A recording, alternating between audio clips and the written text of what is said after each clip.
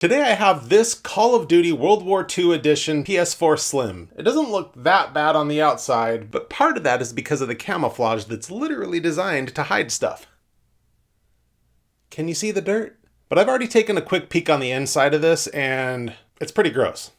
The individual who sent this to us said that it smelled like smoke, and they suspected that the inside was going to have a lot of smoke staining.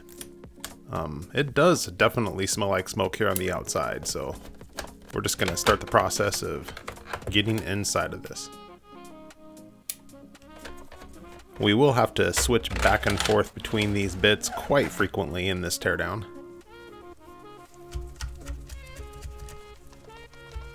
There's quite a bit of dust here, and it does smell a little smoky, but it's not the kind of staining that I expect with cigarette smoke. Alright, let's get our first look here on the inside. And definitely have some dust and these dust bunnies to clean up, and that's so much dust that I'm going to hit it while we go. Otherwise, this is just going to be all over my shop.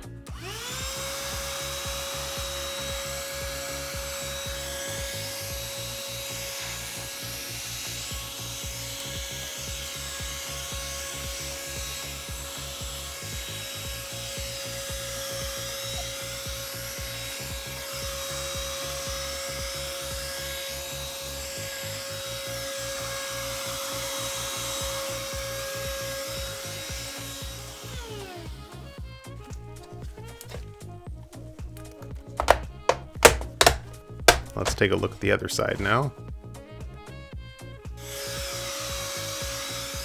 And this is definitely dust. It's kind of stuck on here a little bit. You can see this little Black & Decker vacuum getting some of it, but definitely will take a little bit more cleaning than just suction. Want to definitely remember where all of these screws go. Fortunately, I have the same ability that you do right now, which is to watch over this footage to remember how to put it back together.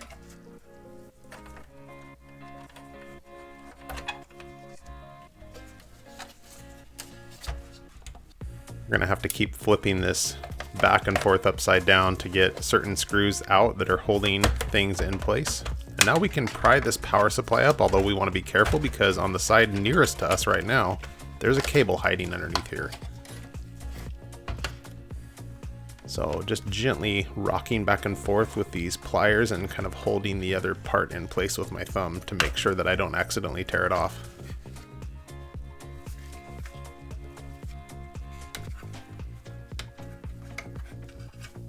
We have a couple of antennae on the inside here that we just need to unplug and remove when we have access to them.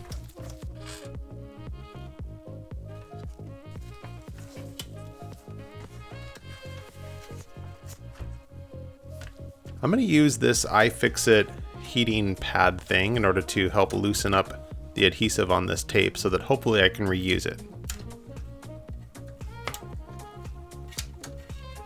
We'll just carefully get this out of the way. That worked pretty well on that one. These little foam pads are a little bit trickier. They're not coming up quite as easy. Now it's just stuck on the wire here. There we go. I'm definitely not having as much luck with this one. I did reapply that heating pad on here, but still, this is just like an old piece of foam, or that's how it feels. I'm gonna go ahead and use my hair dryer in order to heat this up a little bit more. And at that, I am able to pull it back while salvaging it, but in the end, it still doesn't look like something I'm gonna be able to reuse. Let's just go ahead and get this one out of the way since I know I'm going to want to remove it eventually.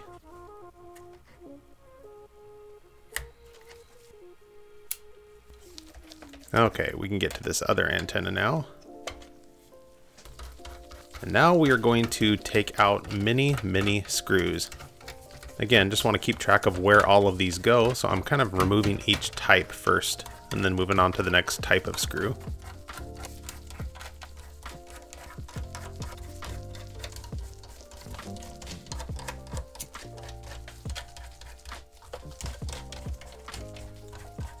And we have a couple hiding down here. Don't forget about those like I did. This fatter ribbon cable needs to be unlocked before pulling it out, but the rest of them can just be gently rocked back and forth and pulled straight out. Let's get this little board out of the way. Now we can get this off here and get our first look at our motherboard here.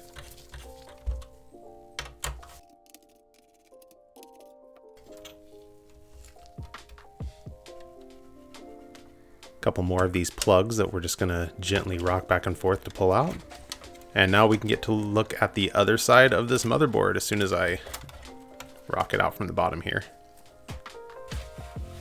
All right, we have a lot of dust, and again, I'm just gonna hit this really quick with the vacuum to initially at least remove some of that before we get to our deeper clean.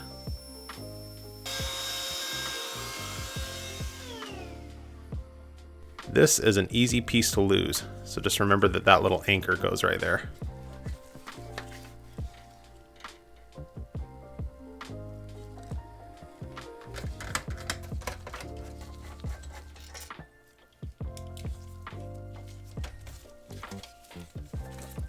We need to remove those screws from that side before we are able to remove the heatsink on this side. And once again, let's get some of this dust.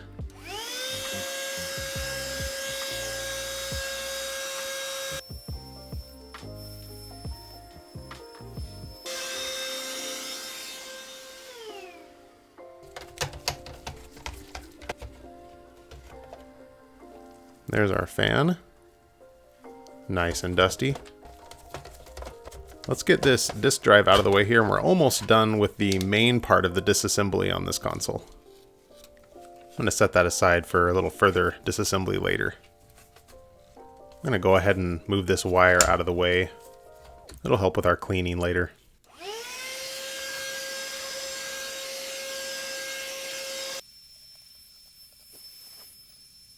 So far this stuff isn't striking me as much of a problem as far as the smoke smell. It's not really on the inside as much as it was on the surface.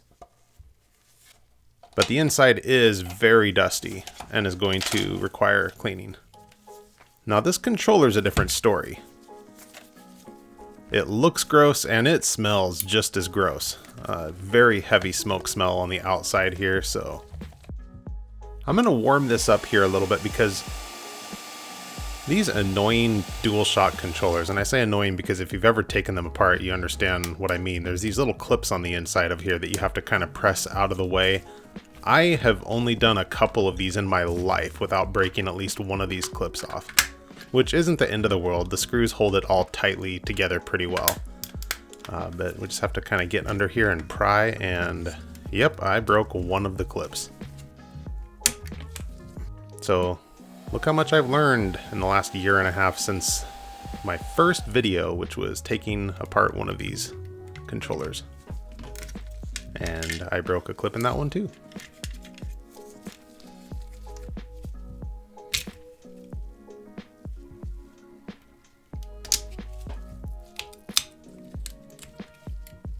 That battery was stuck on there like I would expect it to be if it had never been taken out.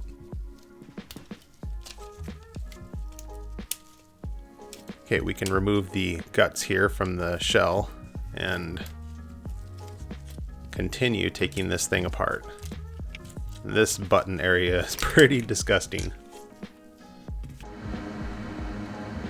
I'm going to desolder these rumble / vibration, whatever they are, packs and get them out of the way, and we'll just put them back on after we're done. That way I can actually take everything apart here.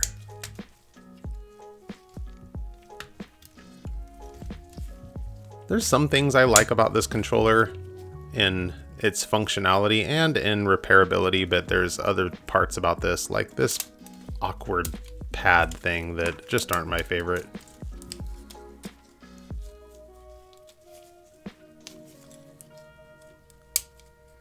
Okay, want to carefully push this up and then kind of down to get that out. And I'm going to get this out of here. Put a little bit of heat on these and we can push them out of the way. Loosen up that adhesive a little bit. And there we go. I'm going to go ahead and remove these little springs, and then we actually have the internal housing here completely free of anything besides its plastic mold.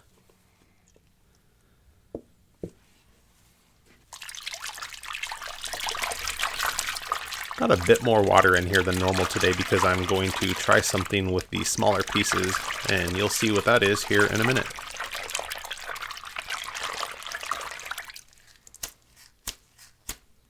For soaking in here, I'm only going to put the things inside that don't have any metal or anything on them.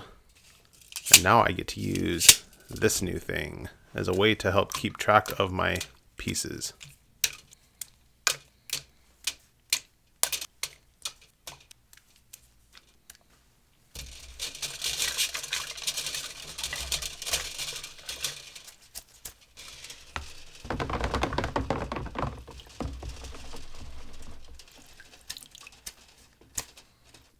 Okay, let's try these disinfectant wipes again. I used them in the last project and they worked pretty well. I'm hoping that it will help remove the dust and also help with whatever residual smell is on here, if there's any from the smoke that this console was around. I really like these. They do a pretty good job of what I want them to do. The only downside I would say is that they can tend to leave tiny little microfibers behind. But what I usually do in that case is I just wipe everything off after with this microfiber cloth, and it removes that.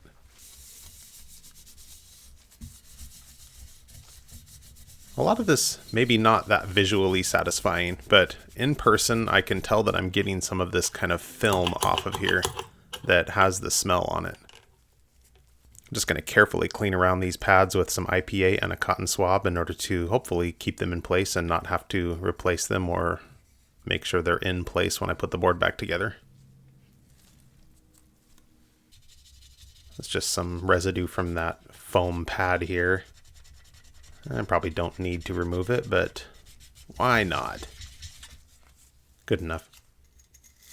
This heatsink in here just really is kind of caked up with both dust and I'm not entirely sure what. But I'm going to keep working at it here with a brush. I'm blowing some air in here with my electronic air duster to kind of move and get that out of there. And now I'm going to use a little bit of IPA on this brush just to try to help break that stuff down that you can still see caked up inside of this thing. And that looks a lot better. I'm going to also use the IPA on the brush to just kind of start breaking down the grossness on the inside of this fan, and then we'll just carefully over time hit it with these cotton swabs. Takes some time, but we'll get it.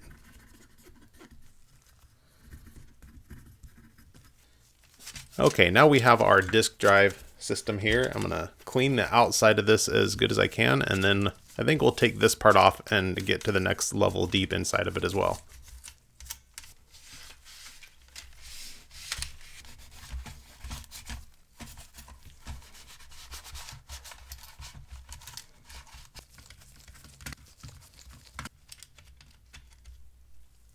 Here we go. And yeah, that's got some dust built up on the inside of it too, so we can clean the bottom of this. I'm just going to blow some of this dust away first, at least the dust that's easily removed just by air. And then we'll go over it again super carefully and detail-like with these cotton swabs and some IPA. Get that lens nice and clean.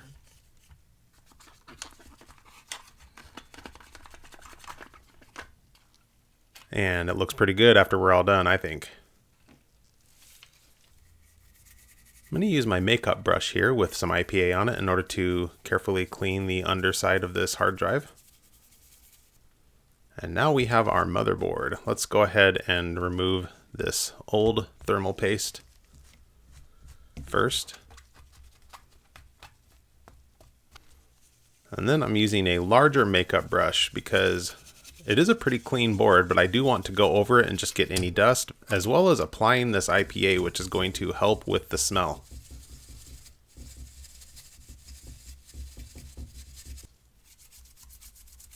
It's a little bit of flux under here that we're going to clean up. Not hurting anything, but it's nice to remove it if we have it open. I'm using BW100 here to kind of spray inside of these ports and just help loosen stuff up and irrigate it out.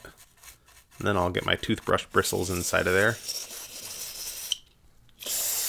And I'm going to use the BW100 as well inside of these joysticks, just in case there's anything inside of there that would cause drift or get stuck in there and cause it to not register correctly.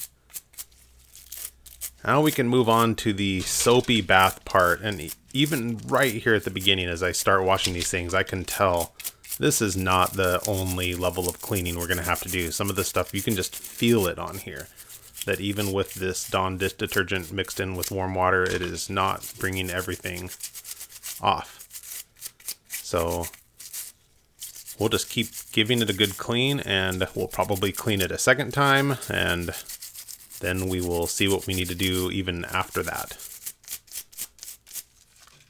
These silicone pads are kind of disgusting.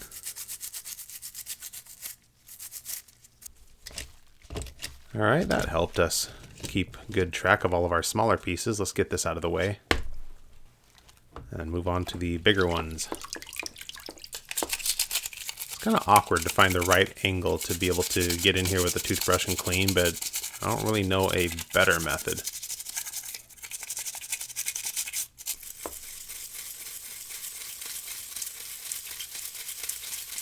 I can see those stains kind of lifting off as I clean. Again, it's doing a pretty good job, but we're going to need to go over most of the stuff again, and with some different methods as well. Paintbrush is going to help us cover larger areas and just, again, give that surface first level clean.